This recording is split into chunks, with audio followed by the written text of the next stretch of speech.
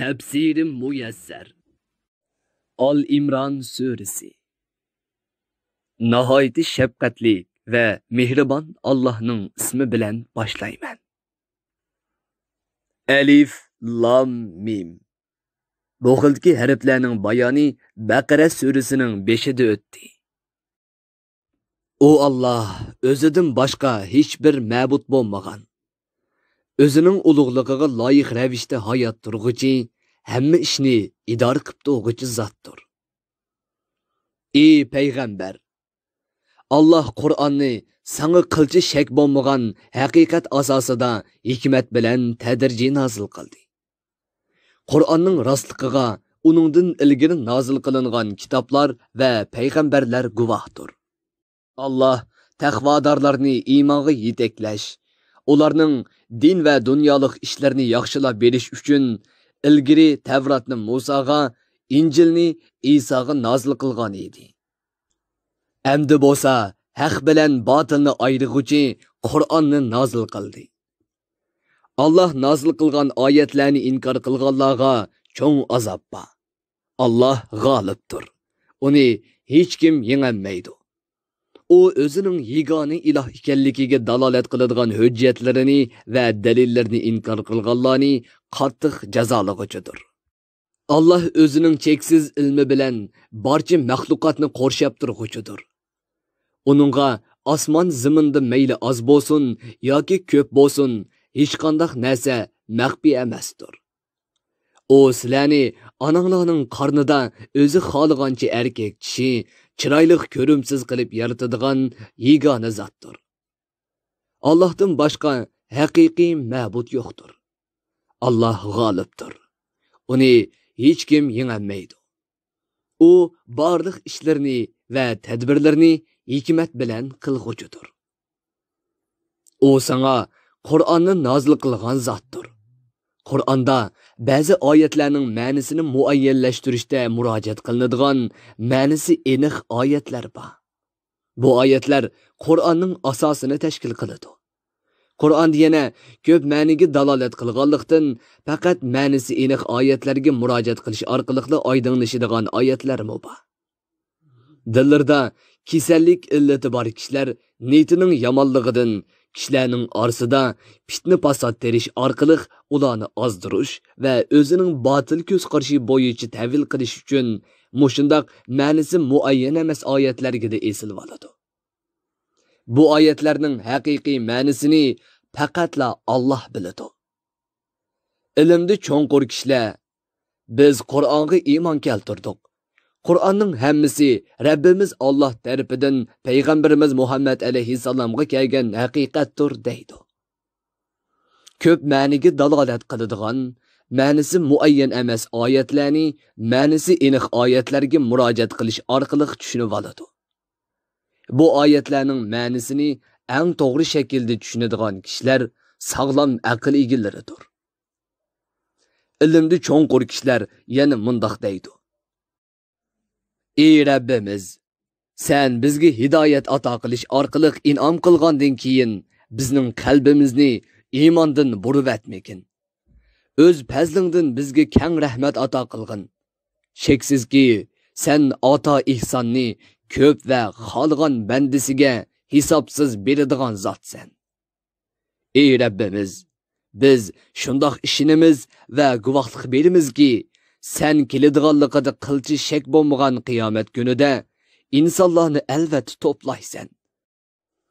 Chunki sen bandalaringga bergan va'dangga hargiz xiloflik qilmaysan.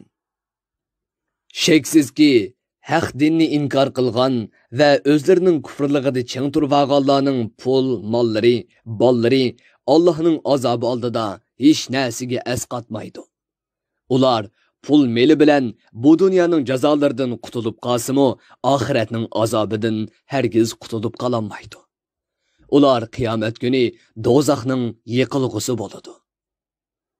Kafirlarning haq dinni inkor qilishi va jazolanishidagi ahvoli Fir'avn tavalarning va ulardan ilgirki kafirlarning ahvoliga o'xshaydi. Ular bizning ro'shan oyatlarimizni inkor qildi. Shuning bilan Allah ularning inkarchiligi va kufrda ching turib elishi tufaylidan ularni darhol jazoladi. Allah Rabbini inkar qilgan va payg'ambarlarni yolg'onchi degan kofirlarni qattiq jazolaydigan zotdir. Ey payg'ambar, sening Badr urushidagi g'albangni oddiy sanagan yahudiylarga va barliq kofirlarga aytqinki, sizlar bu dunyoda pat yaqinda mag'lub qilinsizlar va kofir peti o'lisizlar. Oxiratda jahannamga to'plansizlar. U joyda mangu qolsizlar. Jahannam nima degan yomon joy. Ey kufrda chang turvagan hakavur yahudiylar. Badr urushida uchrashgan ikki guruhda sizlar uchun ibrat bor edi. Ularning biri Allah'ның dini uchun urushivatgan guruh bo'lib, ular Muhammad alayhissalom va uning sahobalaridir. Yana biri batil uchun urushivatgan kofirlar guruhi bo'lib, ularning ko'zlariga musulmonlarning soni o'zlaridek ikki hassi ko'rinib ketgan edi. Allah bu ishni musulmonlarning g'albasi uchun sabab qilib bergan edi. Allah bandalardan xohlagan kishini yordami bilan qo'llaydi.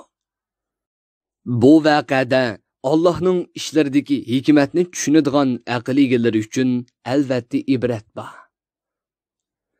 Ayollar, o'g'illar, oltin kumushdan to'plangan pul mollar, arg'umoqlar, qo'y, kala, to'gi qatorliq chorvalar va teriqchilik qilish uchun tutilgan yerlardan iborat ko'ngil tortadigan narsalar insonlarga chiroyli ko'rsatildi.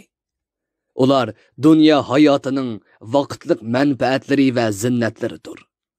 Allah'ның dargohida bo'lsa, yaxshilarning manzili bo'lgan jannatdan iborat go'zal joy bor.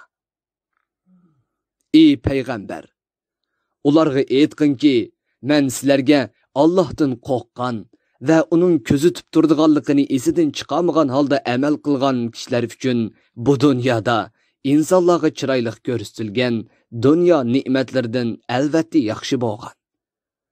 Qasrlarning va dal daraxtlarning ostidan o'stanglar eqib turadigan. Kirganlar mangu turadigan esil jannatlarning tayyorlanganligidan xabar beraymi? O jannatlarda ularga hayz ko'maydigan, tug'utliq bo'lmaydigan, go'zal xo'yliq, pok juplar bor. Ularga yana Allah'ның razı bo'lishidan iborat buningdan katta ne'mat bor.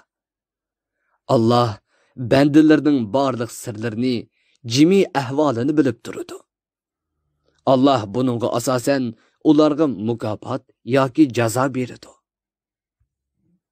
Ashu taqvodor bandalar deydi-ki, ey Rabbimiz, biz haqiqatan sana iymon keltirdik. Payg'ambaring Muhammad alayhissalomga ergashdik. Bizning o'tkizgan gunohlarimizni o'chirib etgin. Bizni do'zax azobidan saqlagin. Ular taat ibodatga bardoshlik beradigan, gunoh ma'siyatdan voz kechadigan va beshiga kelgan musibatlarga sabr qiladigan, so'zida va amalida rostchilik bilan ish ko'radigan, Allohga mukammal itoat qiladigan, Alloh yo'lida oshkora va yo'shirin pul mol sarf qiladigan, kechining duolar ijobat bo'ladigan, tavbalar qabul qilinadigan oxirgi vaqtlarda istig'for etadigan kishilardir. Allah o'zining bir ekanligiga va adolat bilan ish qilguvchi ekanligiga guvohlik berdi.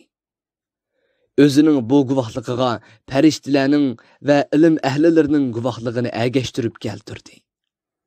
Allohdan boshqa hech bir iloh yo'qdir. U g'olibdir. O'zi iroda qilgan har qanday ishni amalga oshirg'ichi. So'zlarda va barliq ishlarda hikmat bilan ish qilguvchi zotdir. Allah bandalar uchun tanlagan din islom dini bo'lib, uningdan boshqa din Allohning dargohida qabul qilinmaydi. Allah payg'ambarlarni mushi din bilan avatgan. Islom Allohga bo'ysunib itoat qilish, uningga band ekanligini e'tirof qilib o'zini topshirish. Bütün payg'ambarlarning o'rtaq dini bo'lgan islom diniga amal qilish deganlikdir. Muhammad alayhissalomga islom dini kelgandan keyin Allah islomdan boshqa hech qaysi dinni hech kimdan qabul qilmaydi. Yahudiylar va xristianlardan iborat ahli kitobning firqa-firqalarga bo'linib ketishi faqat o'zlariga payg'ambarlar avatilib, kitoblar nozil qilinib, dalil isbotlar turg'izilib bo'lgandan keyin bir-biriga hasad qilishi va dunyo manfaatiga berilishi tufaylidan bo'lgan. Kimki Allah nozil qilgan oyatlarni va Allohning ilohlikda, ma'budlikda yegona ekanligiga dalolat qiladigan dalillarni inkor qiladi ekan, Alloh taolo ulardan nihoyat tez hisob olguchidir va ularni qilmishlari tufaylidan jazolag'uchidir. Tafsirim muyassar. Bir guruhi ulamolar nashrga tayyorlagan. Tarjima qilguvchi Muhammad Yusuf Muhammad Tursun. Muharrir Abdurrahim Davlat. Korrektor Abdulaziz Aqhun. 2020 yanvar 1-nashri.